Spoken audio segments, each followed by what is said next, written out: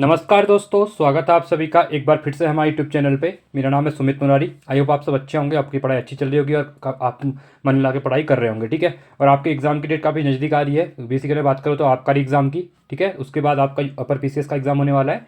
तो आप मन लगा के पढ़ाई कीजिए, क्योंकि मेन है अभी आबकारी, क्योंकि बहुत से बच्चे हैं जो मेरे चैनल के साथ जुड़े हैं वो आबकारी वाले जुड़े हुए हैं। ठीक है, तो इसी क्रम में जो रीजनिंग का हमारा पार्ट चल रहा था, इसमें आज क्लास 6 रहेगी हमारी। इससे पहले 5 पार्ट आ चुके हैं रीजनिंग के।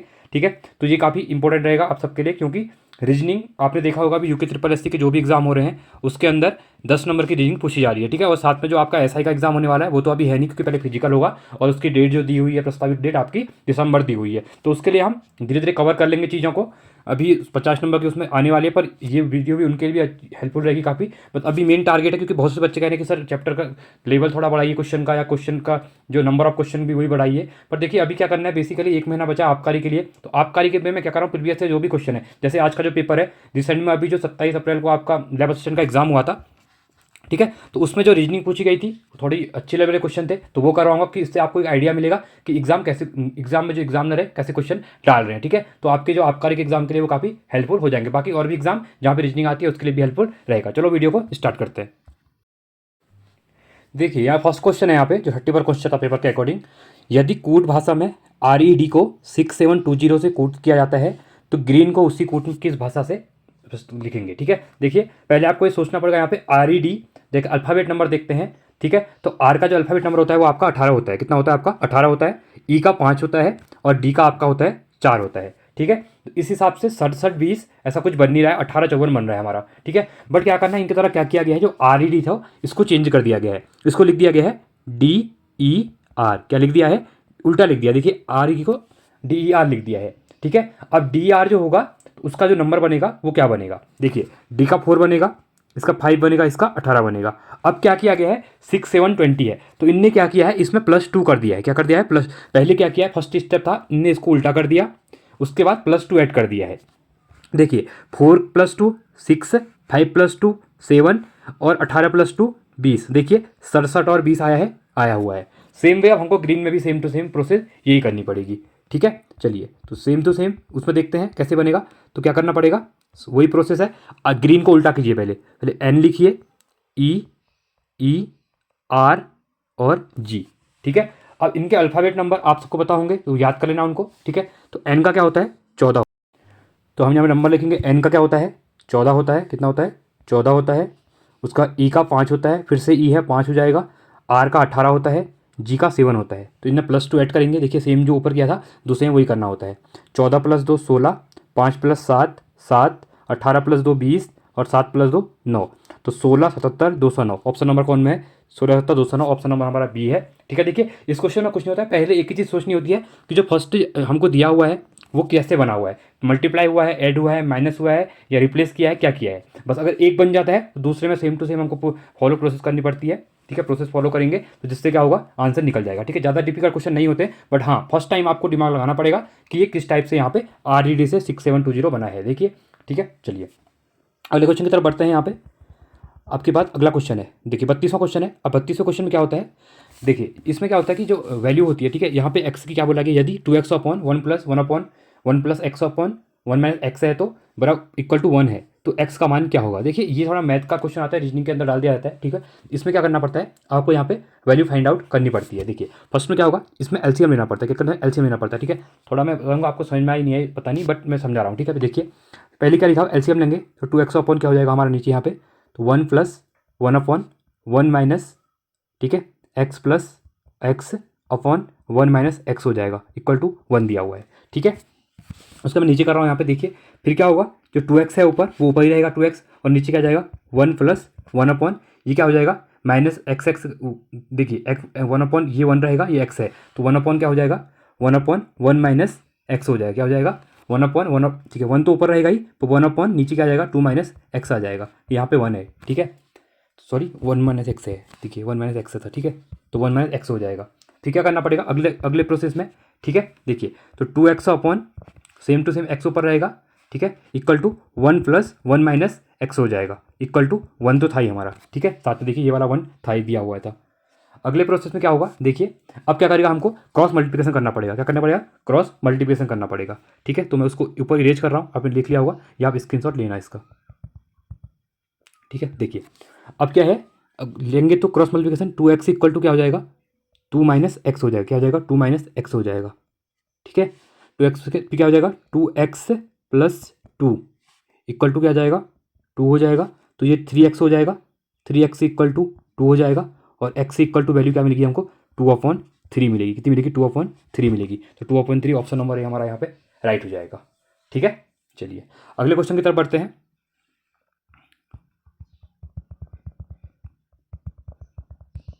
देखिए अब है हमारा, ठीक है, देखो क्या करना है, पहले ए बी सी डी लिखेंगे। ठीक है, ABCD। अब देखिए ए का बी के साथ होगा, ए का ए के साथ तो होगा नहीं, ठीक है, क्योंकि ए तो एक टीम है।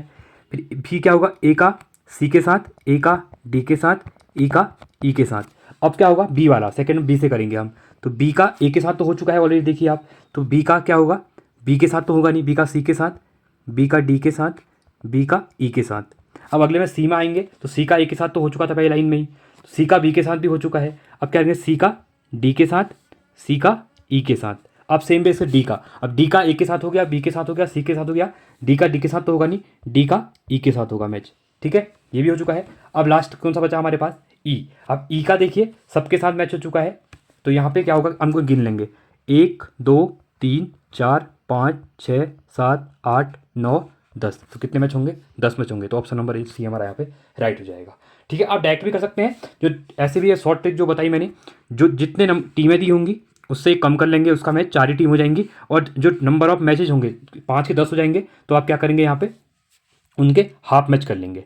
ठीक है, तो हाफ मैच कितने हो जाएंगे, यहाँ पे कितनी टीमें थी, 5 टीमें थी, 5 × 2 करेंगे तो कितना हो जाएगा, यहाँ पे 10 हो जाएगा। डायरेक्टली ऐसे भी कर सकते हैं। ठीक है, चलिए अगला क्वेश्चन है, इंपॉर्टेंट क्वेश्चन है, आपको नहीं आएगा समझ में, फिर से कहूँ एक आप लिखना, ये ABCD वाला मैं इजी समझाया आपको, ये सबसे इजी होता है। ठीक है, लॉन्ग टाइप होता है बट इजीली हो जाता है। अब देखिए यहाँ पे क्या बोला गया 34वें क्वेश्चन में, E = 5। अब देखिए कुछ नहीं करना है इसमें, आपको कंफ्यूज नहीं होना है। अब E = क्या दिया है, 5। तो E की वैल्यू क्या होती है, अल्फाबेट वैल्यू 5 होती है, पता है आपका। A का 1, B का 2, C का 3, D का 4 और E का 5। सेम वे अब होटल लिखा है, इनने क्या लिखा है, होटल लिखा हुआ है। अब होटल में क्या करना है, मतलब अल्फाबेट वैल्यू सेम रखनी है। अब यहाँ पे देखिए एच की जो अल्फ़ाबेट वैल्यू होती है कितनी होती है, 8 होती है। कितनी होती है, 8 होती है, आपको पता है। ठीक है, उसके बाद अगला होता है ओ की वैल्यू कितनी होती है, ओ की वैल्यू होती है आपकी 13, कितनी होती है, 15 होती है। ठीक है, अगला क्या था, यहाँ पे टी था, टी की वैल्यू कितनी होती है, कितनी होती है टी की वैल्यू, टी की वैल्यू होती है आपकी 20 होती है। प्लस आपका टी के बाद था ई का 5 दिया हुआ है, प्लस 5 ही होता है। और एल का कितना होता है, एल का होता है 12 होता है। अब इन सबको हम अगर ऐड करते हैं कि ठीक है, सबको ऐड करेंगे तो कितना आ जाएगा, देखिए यहाँ पे 20 था, 25 हो जाएगा, 25 और 15 हम ऐड करेंगे 40 हो जाएगा, 40 और 8 48, 48 और 12 60 हो जाएगा। टोटल कितना आया, 60 ही। और हमको कितने अल्फ़ाबेट दिए थे, 1 2 3 4 5 दिए थे, तो डिवाइड बाय 5 करेंगे तो 12 पंजे 60, तो 12 आया, देखिए 12 दिया हुआ है। मतलब सेम वे हम लैंप में भी सेम करेंगे, सबकी अल्फ़ाबेट वैल्यू को ऐड करेंगे। एल का कितना लिखा था मैंने अभी, जो एल का लिखा था, एल का कितना होता है आप बताइए, चलिए चलो ये होता है आपका कितना होता है, 12 होता है, प्लस ए का 1 होता है, प्लस एम का कितना होता है, एम का आपका 13 होता है, प्लस बी का 2 होता है। इन सबको ऐड कीजिए। ठीक है, देखिए 13 2 15, 15 1 16, 16 और 2 18, 18 और 10 आपका 28 हो जाता है। कितना हो जाएगा, 28। अब टोटल वैल्यू कितनी दी हुई है, 1 2 3 4, 4 लैंप में 4 हैं, तो 28 डिवाइड बाय, तो 7 चक्को 28, 7 बार कटेगा, तो ऑप्शन नंबर ये हमारा यहाँ पे राइट हो जाएगा। ठीक है, आई होप आपको ये समझ में आ गया होगा। चलिए अगले क्वेश्चन की तरफ बढ़ते हैं।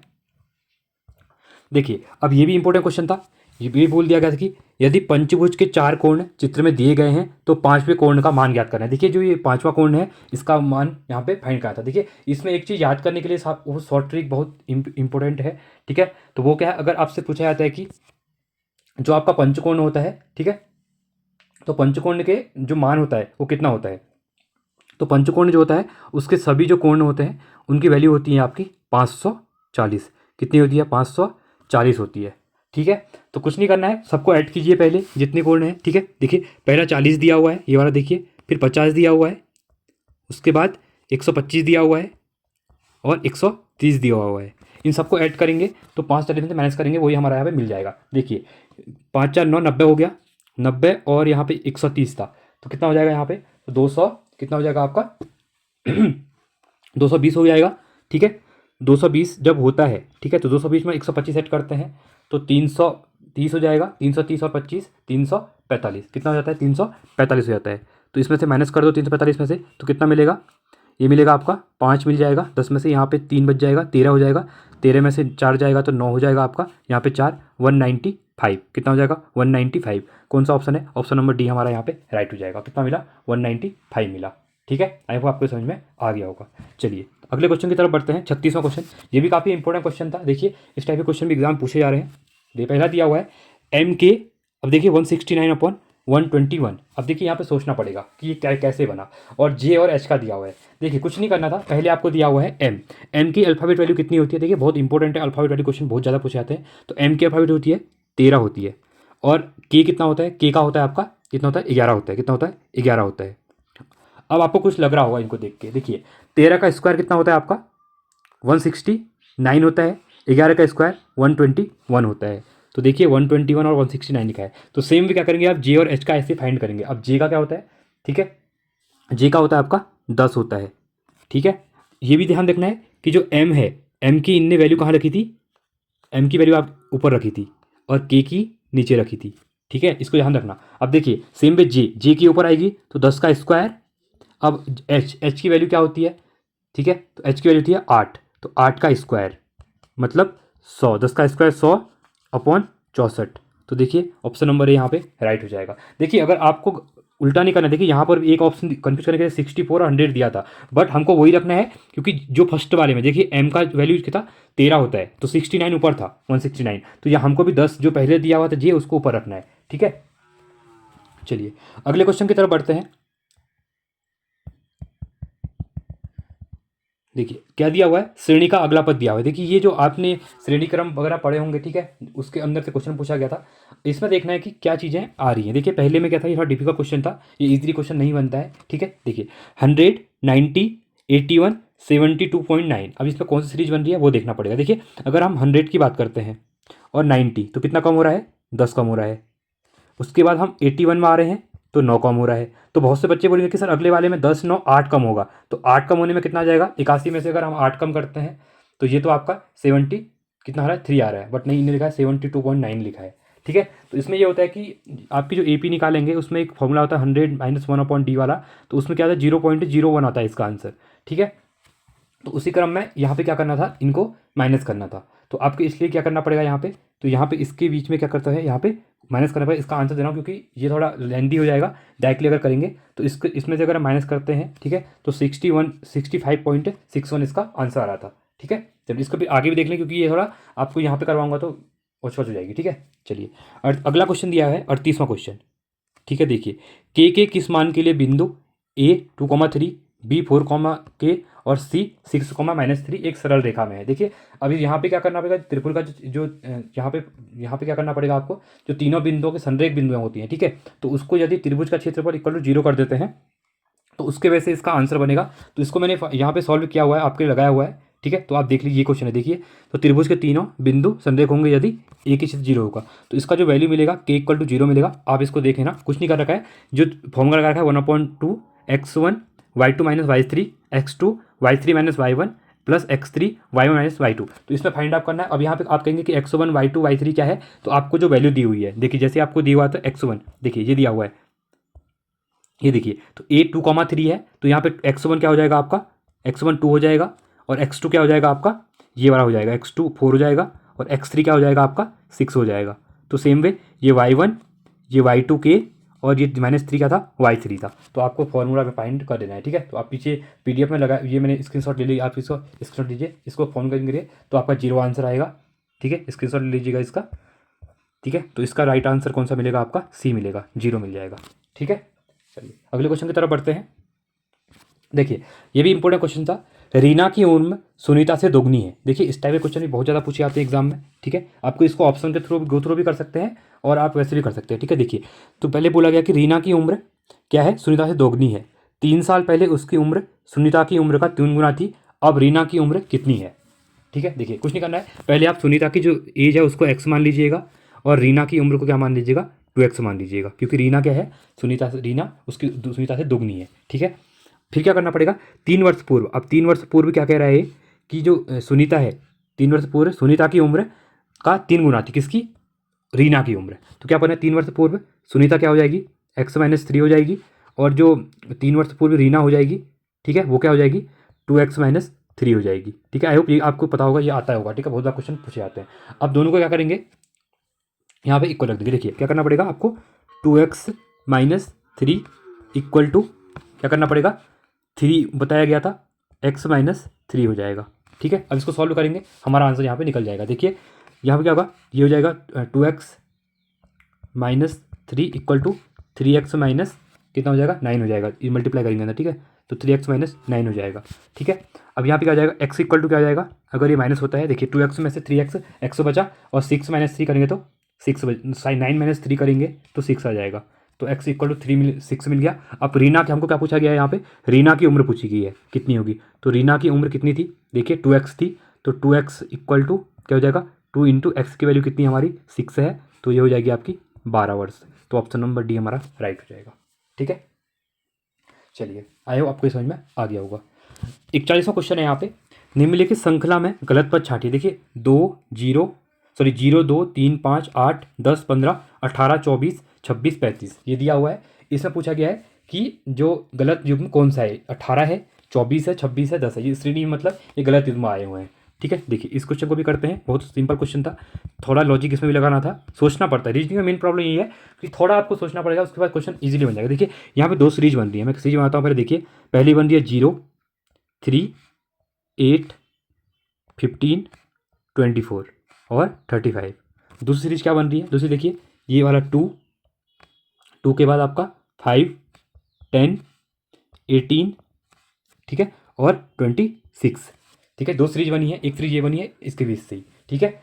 अब देखिए गैप, देखिए सब में गैप कितने का है, देखिए ऊपर 3 का गैप, फिर 3 का गैप, 3 और 8 में, फिर 18 और 15 में, सॉरी 5 का गैप है, ठीक है। 18 और 15 की बात करते हैं तो 7 का गैप, 15 और 24 में देखते हैं तो हम कितने का गैप, 9 का गैप, मतलब 3 5 7 9 और 24 और 35 में 11 का गैप देख सकते हैं, ठीक है, ये है। अब सेम में नीचे देखते हैं, ऊपर मतलब ऊपर बन रहा है आपका 3, क्या बन रहा है ऊपर, 3 वाला बन रहा है, ठीक है। देखिए यहाँ पे क्या था आपका 0 और क्या था 3 था, ठीक है, तो 0 3 का गैप, फिर 5 का गैप, ठीक है। अब सेम में नीचे देखिए 3 गैप 5 गैप, उसके बाद आपका 8 का हो जा रहा है, उसके बाद हमारा कितना बनेगा, फिर से यहाँ पे हमारा हो रहा है, देखिए 18 और 26, फिर से हमारा यहाँ पे 8 का हो रहा है, मतलब ये जो वैल्यू थी 18, यहाँ पे 7 का गैप आना चाहिए था, इसलिए 18 वैल्यू हमारी गलत हो जाएगी, तो ऑप्शन नंबर ये हमारा गलत हो जाएगा। समझ में आया होगा मैं क्या कह रहा हूँ, कि इससे पूछा गया था कि श्रृंखला में कौन सा पद गलत है। अगर यहाँ पे 17 होता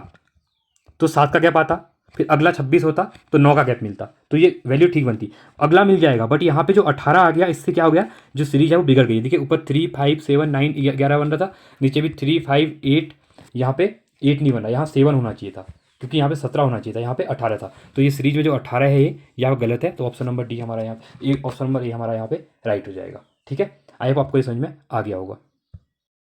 तो ये थे हमारे इंपॉर्टेंट जो लैब असिस्टेंट के अभी एग्जाम में क्वेश्चन पूछे गए थे, ठीक है, रीजनिंग के क्वेश्चन थे लैब असिस्टेंट में। इससे पहले मैंने इसके जो बाकी जो जीएस के जो 80 क्वेश्चन थे, वो 90 क्वेश्चन थे, वो मैंने करवा दिए हैं, तो आप जाके वीडियो देख सकते हैं, ठीक है, जहाँ अपने आंसर की भी मैच कर सकते हैं। तो आई होप आपको वीडियो अच्छी लगी होगी, वीडियो अच्छी लगी तो वीडियो को लाइक कीजिए, चैनल को सब्सक्राइब कीजिए, और साथ में दोस्तों के साथ वीडियो को शेयर कीजिए। साथ में आप टेलीग्राम चैनल को ज्वाइन कर सकते हैं, यहाँ पे इंपॉर्टेंट जो अपडेट वगैरह रहती है वो आपको मिल जाती है। और इसी क्रम में देखिए बहुत से बच्चे बोल रहे हैं कि सर चैप्टर वाइज चीज़ों को लेके आइए, मैं जल्दी से लेके आऊँगा चैप्टर वाइज, आपको मैं पूरे कॉन्सेप्ट वाइज चैप्टर से जो आपका फर्स्ट एनालॉजी से मैं स्टार्ट करूँगा, ठीक है। तो आपके हर एग्जाम के लिए वो एनालॉजी से हर एग्जाम के लिए आपका काफ़ी ज़्यादा हेल्पफुल रहेगी, वो मैं जल्दी आपका बोर्ड में कराना शुरू करूँगा, ठीक है। और इसी क्रम में इसके आबकारी का जो प्रिपरेशन चल रहा है, ठीक है, तो आबकारी का एग्जाम बहुत जल्दी होने वाला है अब, तो आबकारी के लिए मैं टेस्ट सीरीज करवा रहा हूँ, ठीक है, जिसमें प्लेलिस्ट बनी हुई है, फ्री ऑफ कॉस्ट है आपके लिए। आप जाके आप जाके प्लेलिस्ट में जाके यूट्यूब की वहाँ पे जाके इसको देख सकते हैं, ठीक है। वहाँ पे 31 टेस्टर आए हैं जो कि फुल लेंथ टेस्ट है, साथ में परीक्षा वाणी की एमसीक्यू सीरीज भी मैंने करवाई हुई है, आप उसको भी देखिए, वो भी आपके लिए काफ़ी हेल्पफुल रहने वाली है, ठीक है। बाकी उत्तराखंड की लोकोक्तियाँ हैं, यूके ट्रिपल का नया पैटर्न देखा है आपने, उत्तराखंड की संस्कृति से क्वेश्चन पूछ रहा है, वो वीडियो बनी हुई है। जो विंसियर बुक है करंट अफेयर की, वही बनी हुई है, तो उसकी वीडियो बनी हुई है, वो भी आप जाके देखिए। साथ में उत्तराखंड का जो बजट है वो भी वीडियो बनाई हुई है मैंने, तो ये आपके लिए काफ़ी हेल्पफुल रहेगा। साथ में नेशनल एंट्री का जो करंट अफेयर बाकी सब है, आप प्ले लिस्ट में एक बार जाइए, वहाँ चेक कीजिए, आपको जो हेल्पफुल लगता है आप देखिए, ठीक है। तो चलिए आज के लिए इतना ही। Thanks for watching. जय हिंद, वंदे मातरम।